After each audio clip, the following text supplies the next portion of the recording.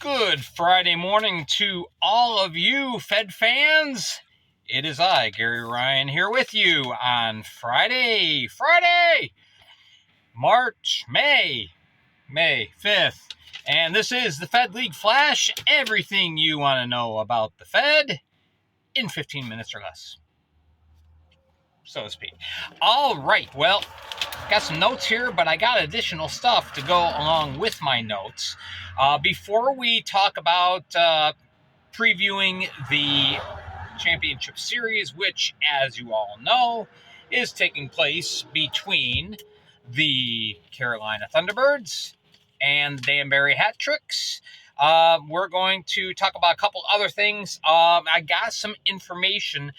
Of course, once the championship series is done, that closes out things for the 2022-23 season.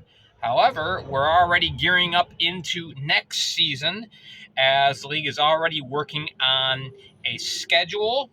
They are working on getting everything set with the new teams coming in, the expansion draft at the end of this month. You've got the yearly meeting with all the owners and the league. So looking ahead to the 2023-24 season. All right, the expansion draft, though, has been pushed back to a date that has not yet been determined. I would think that they're probably going to be doing that at the meetings, so I'm thinking it's probably going to be first, second week in June.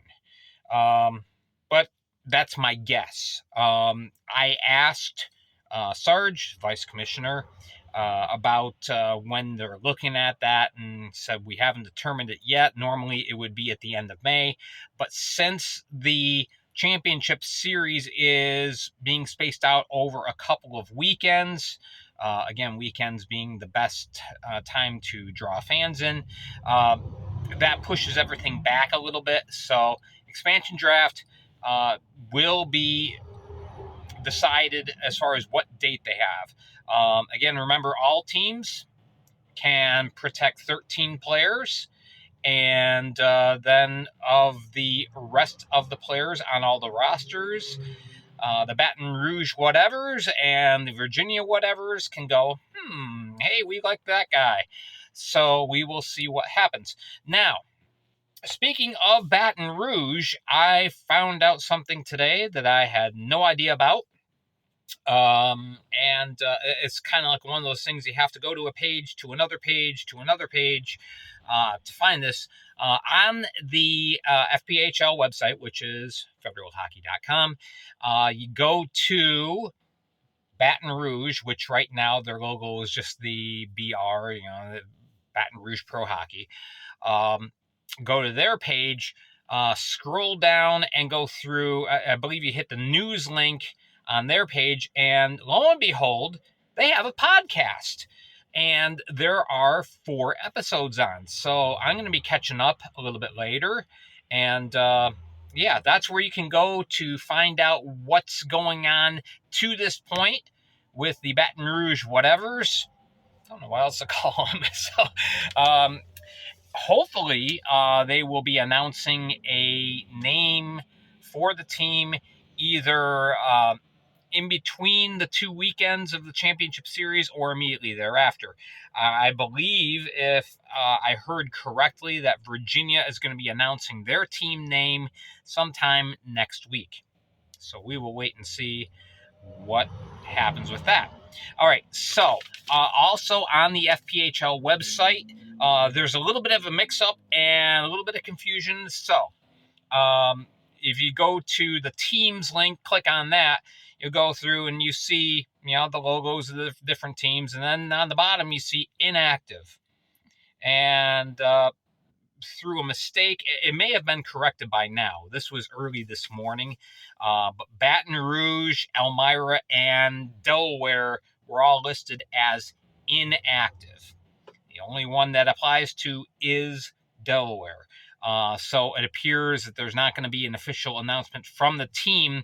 Now, the information I've been getting from some contacts of mine down in Delaware is that they have formulated a committee to oversee the process of getting the proposed arena in Dover from the drawing board into reality, and reaching out to people with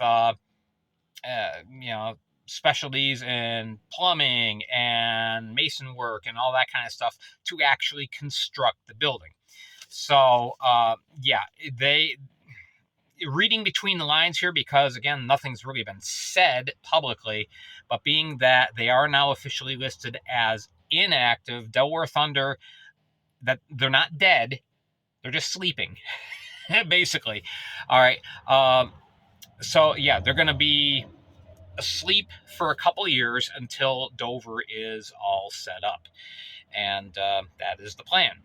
So in the meantime, they are still listed as members of the FPHL. Their membership is not rescinded.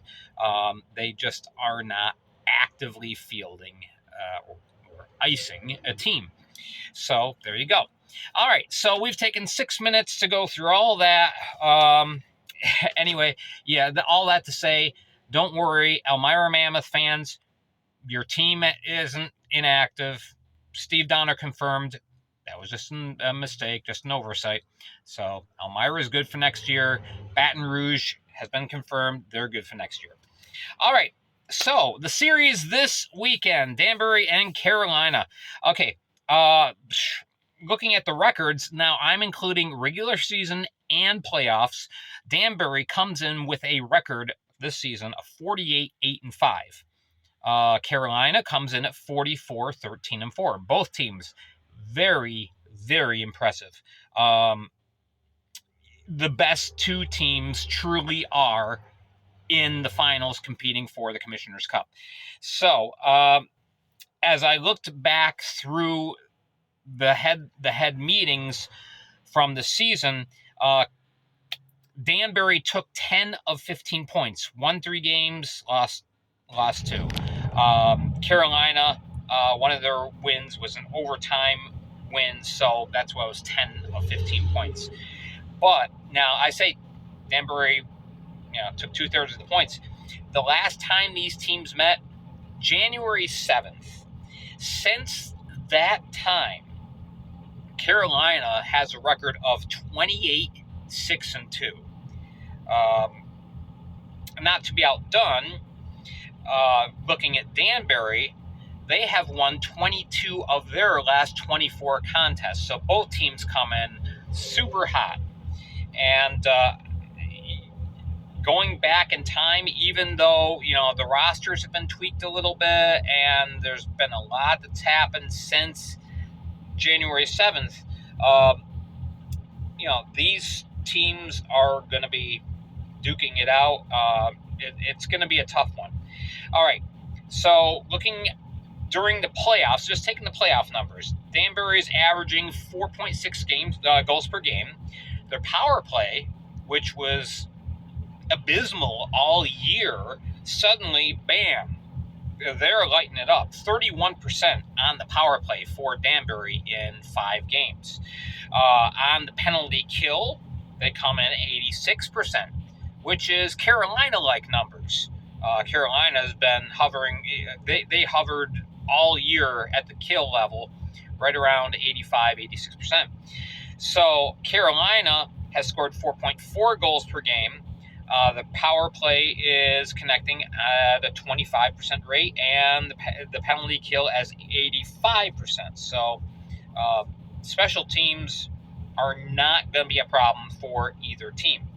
All right, top scorers in the playoffs for Danbury. You have Michael Marchand, 6 goals, 10 points. He leads all scorers at this point in the playoffs.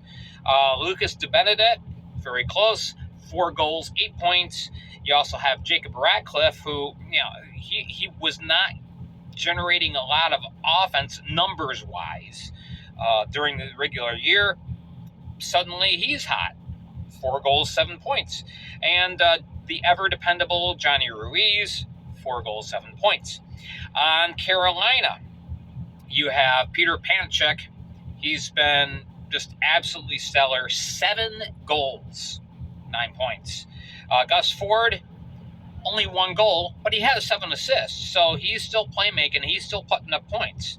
Jan Salak, 2 goals, 7 points, and the Yuri Pastuca, a goal and 7 points. So that check line for Carolina is really generating a lot of offense. Not to mention you have secondary contributors like Dawson Baker. So, yeah, a lot of good stuff. In the pipes, you got Brian Wilson, 4-1, only goaltender to have 4 wins in the playoffs in the Fed. He's got a 2.4 goals against, a 921 save percentage. For Carolina, they have a real nice problem. Who do you put in goal? Mario Cavalier, you can argue that he was a little rusty coming back from injury. He had been out for almost a month. He did not have a good playoff outing, but you look at his regular season numbers. He's stellar. So you got him. Then you got Boris Babic, who's been, the two of them were like 1A, 1B all year. Babic is 2-1 in the playoffs, a 455 goals against, which doesn't sound great, but they had some wars with Carolina. So, or with Columbus, excuse me. 878% percentage. Greg Hussey, what a pickup. You could say that of all the deals that were made between teams from the trade deadline and thereafter, this was by far the biggest pickup in the league. Greg Hussey, 2-0 for the Carolina Thunderbirds after spending most of the year in Watertown and playing very well on a team that overall did not play well. But it was not Greg Hussey's problem. 260 on the goals against average, a 934 save percentage. That is tops for goalies in the playoffs. So there you go. Who do you take? I have no idea. I could see this series getting settled in 4 if one team or the other kind of gets hot and gets, I won't say lucky, but has some puck luck. At this point, I've been back and forth. Well, I can see some advantages for Carolina. I can see some advantages for Danbury. I think Danbury ends up pulling it out. I'm going to call it Danbury in 5. Mainly because of the defensive adjustments that they have been able to make. Carolina has not had to make a whole lot of adjustments this year. Once they got over their initial, I won't say slow start, after 18 games, their record was 12-6-2. But then after that, they just took off. And Coach Garrett Rutledge really didn't have to mess around with anything. He just basically said, okay, guys, go do your thing. He might be forced to make some adjustments if Danbury gets the upper hand and they start getting some momentum and start just taking control of games. He might have to take a step back. And the question is, can he do it? I'm sure he can, but I haven't seen him have to do it yet. So that's the X factor in my book. Billy has done a great job, Billy McCreary, with Danbury, with doing what needs to be done, tweaking what needs to be tweaked, and we'll see. So there we go. It's starting tonight. 7:30 at Carolina at the Annex. Tomorrow is 6:05 at the Annex. Then, why is the first 2 games in Carolina? Because the ice is being taken out after this weekend. So then the final 3 games are next weekend in Danbury, Friday the 12th, Saturday the 13th, Sunday the 14th. So that's what I got there for you. That's what we're looking at. I'm Gary Ryan for the Fed League Flash. Thank you again so much for watching, for tuning in. Make sure to hit like, subscribe, comment down below. Let me know who your picks are, how many games. We'll see. All right, enjoy the hockey tonight. We'll catch you again tomorrow.